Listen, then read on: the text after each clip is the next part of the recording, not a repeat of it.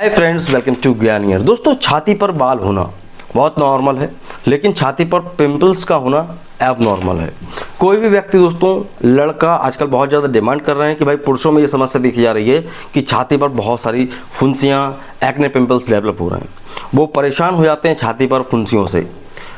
उनको अगर छाती पर फुंसियाँ हो रही हैं तो चेहरे पर भी हो रही होंगी, लेकिन ये छाती पर क्यों हो रही हैं? स्पेशली कई बार तो ऐसे मैसेज भी आते हैं भाई पीठ पर भी हो रही हैं।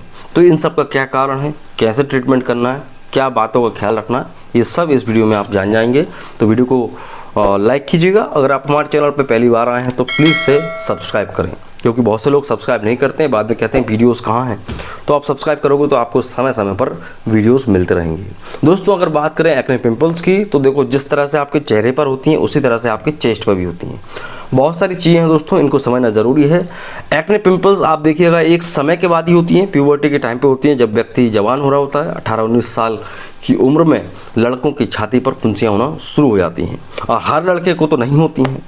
जिन लड़कों को होती हैं उनकी बात अगर करें तो देखिए, इस टाइम पे होता है हार्मोन्स का सीक्रेशन।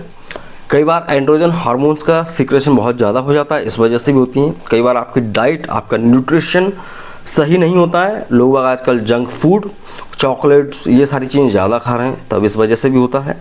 कई बार बैक्टीरियल इन्फेक्शन भी होता है, ठीक है ना। आपका जो कंडीशन है अनहाइजीनिक है, आप साफ सफाई मेंटेन नहीं कर पा रहे हैं, तो बैक्टीरियल इन्फेक्शन की वजह से भी आपको छाती पर और पीठ पर फोड़े फुंसियाँ हो सकते हैं।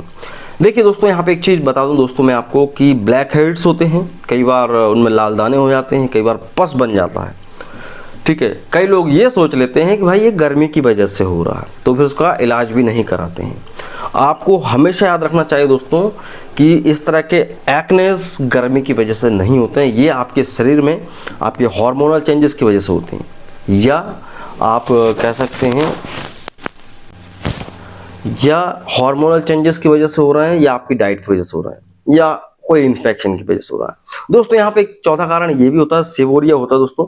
सेवोरिया एक कंडीशन है दोस्तों, मेडिकल कंडीशन है, जिसमें क्या होता है कि जो हमारे जो स्किन है उसके अंदर ऑयल ग्लैंड्स होती हैं, कुछ स्वेट ग्लैंड्स होती हैं।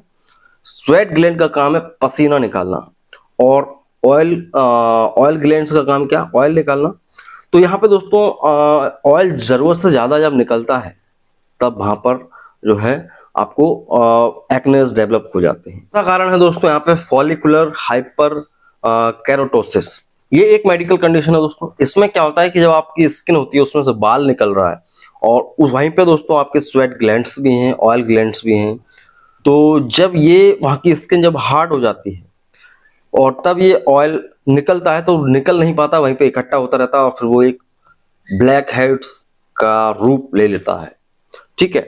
तो ये कारण ये भी होता है। कई बार आपकी अनहाइजीनिक कंडीशंस, आप प्रॉपर नहाते नहीं हैं, आप गंदगी से रहते हैं, आप साफ सफाई मेंटेन नहीं कर पाते, ड्यू टू सम आपका जॉब प्रोफेशन हो सकता है कि कोई मजदूर है, या कोई बस कंडक्टर है, या कोई भी हो। इसमें अफवाइंट होने की बात नहीं है। कई लोग होते हैं जो कि चाहकर भी अपनी पर्सनल हाइजीन को मेंटेन नहीं कर पाते हैं। यहाँ पे दोस्तों क्लॉथ का बड़ा लॉजिक है। कई बार आप ऐसे कपड़े पहन लेते हैं जो कि हार्ड होते हैं और आपकी स्किन के लिए सूटेबल नहीं होते हैं, आप उन कपड़ों की वजह से भी ये सारी समस्याओं में पड़ जाते हैं। दूसरा, यहाँ पे दोस्तों एक चीज याद रखिए कि आपको जांच करा लेना चाहिए। जांच कराना क्यों जरूरी है? क्योंकि देखिए, बहुत सारे लोग ये सोचते हैं ये घमौरियां हैं, ये गर्मी की वजह से हो रही हैं, और ये फोड़े फुंसी हैं, आप आसानी से ठीक हो जाएंगे। कई बार क्या होता है दोस्तों, एक्ने भी होता है और फॉलिकुलाइटिस भी एक समस्या होती है, दोनों में अंतर करना बड़ा मुश्किल हो जाता है। तो इसलिए जांच कराना जरूरी है दोस्तों। उससे आपको पता चलता है कि भाई फॉलिकुलाइटिस तो नहीं है, या ये नॉर्मल एक्नीज है। यहाँ पे ट्रीटमेंट की बात अगर करें दोस्तों, तो आपको प्रॉपर पानी पीना है। सबसे पहला काम है, पानी कम पीते हैं ऐसे लोग, तो आपको 8 से 10 गिलास पानी हमेशा पीना है, गर्मियों में भी और सर्दियों में भी। दूसरा, पर्सनल हाइजीन का इस्तेमाल करें। भाई आप अच्छे से अपनी स्किन को साफ रखें, और कोई भी मॉइस्चराइजर जरूर से लगाएं। कॉटन कपड़ा पहने। जब आपकी स्किन से पसीना निकलता है तो वो आपके कपड़े में एब्जॉर्ब हो जाए, इस तरह का कपड़ा आपको पहनना चाहिए। कॉटन वाले कपड़े पहनना शुरू कर दो। उसके अलावा दोस्तों दवाइयां हैं कुछ, जैसे कि बेंजल पेरोक्साइड का लोशन आता है, या बॉडी वॉश आते हैं, इनसे आप नहा सकते हैं। सैलिसिलिक एसिड के बॉडी वॉश और शैम्पू आते हैं, इनका इस्तेमाल कर सकते हैं। क्लिंडामाइसिन जेल, इसको अप्लाई कर सकते हैं।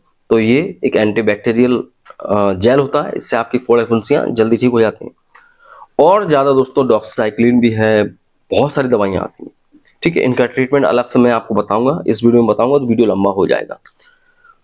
तो अगर आपको ये छाती की फोड़े फुंसी से परेशानी है तो आप ये सब कर सकते हैं। एक वन ऑफ द लास्ट चीज दोस्तों जो कि मुझे अचानक याद आई, जो मेन कारण है दोस्तों, आजकल ये ट्रेंड पे है दोस्तों, लोग छाती के बाल हटा देते हैं, चाहे वो वैक्स हो या वो रेजर हो, उसकी छील लेते हैं। आजकल ये चल पड़ा है ट्रेंड, जिम में जा रहे हैं लोग, वो छीलते हैं, ब्लेड का इस्तेमाल करते हैं। इस वजह से भी आपको फोड़े फुंसियाँ होते हैं। अगर आपको ये करना ही है तो आप पहले लेजर ट्रीटमेंट करा लें, उसके बाद ये सब कराएं आप, तो आपको कोई प्रॉब्लम नहीं आएगी। कई लोग होते हैं जिनको हेयर्स नहीं चाहिए, बॉडी बिल्डिंग में है कोई व्यक्ति, वो हेयर नहीं दिखाना चाहता, तो आप लेजर ट्रीटमेंट के द्वारा उनको हटवा सकते हैं।